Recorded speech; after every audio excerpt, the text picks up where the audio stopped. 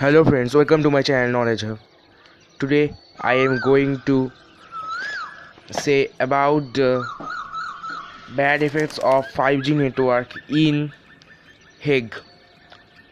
Hundreds of birds died during the 5G experiment in Netherlands.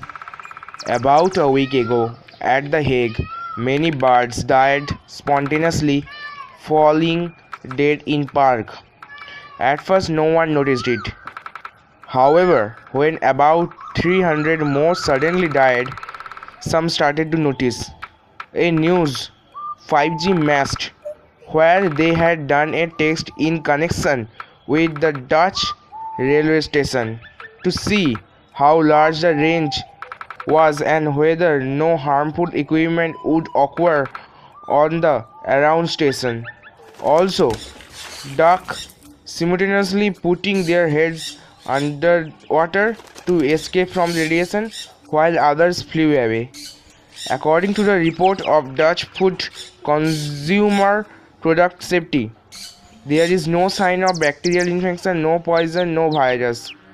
Microwaves of 5G having an effect on their heart. There was of interstitial great bleeding.